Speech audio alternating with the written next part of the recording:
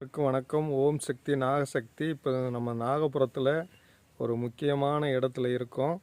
இப்போ எந்த இடம்னா நம்ம நாகபுரத்தில் நுழைவாயில் இந்த இடம் இருக்குது. இதோட சிறப்பு என்னென்னா, இங்கே 7 தல விருட்சங்கள் இந்த தல விருட்சங்களாக அங்கே ஒன்றாக சேர்ந்து பின்னி இருக்காங்க. இந்த 7 தல விருட்சங்கள் என்ன அதிசயம் அப்படின்னு நீங்கள் கேட்கலாம்.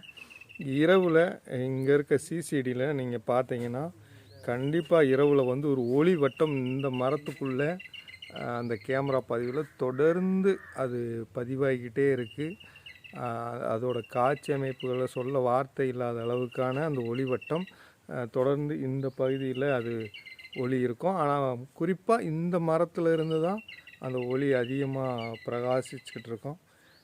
அப்புறம் இந்த மரத்துக்கும் கொஞ்சம் வரும். அப்புறம் அதிகப்படியாக இந்த மரத்தில் தான் இருக்கும். அம்மா அதனால தான் இந்த இடத்துல அவங்களுக்கு தியானமான இடமா தேர்ந்தெடுத்திருக்காங்க. முன்னாடி காலங்களில் இங்கே தான் அம்மா தியானம் பண்ணுவாங்க. இப்போ வர்ற மக்கள் இந்த இடத்துல தியானம் பண்ணுறதுக்காக அம்மாவோட சிலை பிரதிஷ்டை செய்யப்பட்டிருக்கு.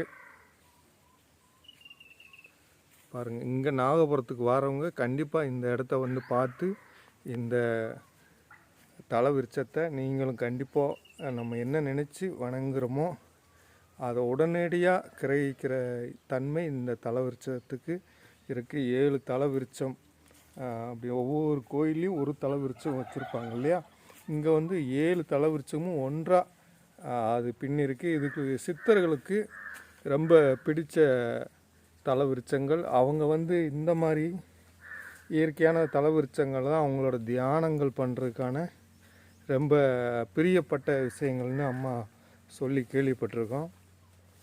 இங்கே வந்தீங்கன்னா கண்டிப்பாக பாருங்கள். இந்த மாமரம் அதிசய மரம்.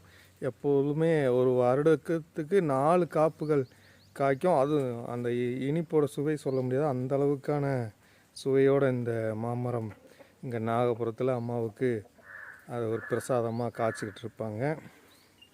கண்டிப்பாக வாங்க, இந்த இடத்துல நீங்கள் தியானம் பண்ணலாம். இன்னும் வருங்காலத்தில் இதை நல்லா சிமெண்ட் போட்டு நம்ம சிறப்பு பண்ணிடலாம். இப்போதைக்கு அந்த கட்டடம் மட்டும் நம்ம கட்டியிருக்கோம்.